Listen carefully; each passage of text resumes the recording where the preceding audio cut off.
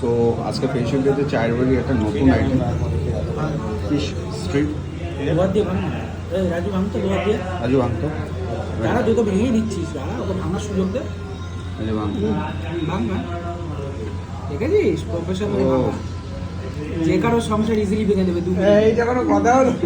ঠিক আছে, তুই ভেঙেছিস, ভালো করেছিস, আমরা খাই। একটু মিউনিস দিল।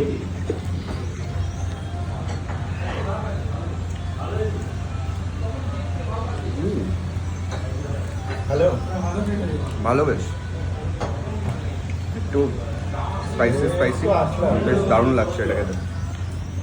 1 2 3 4 5 6 পিস থাকে তাই তো? মানে ওরকম করে ব্যাপার নেই।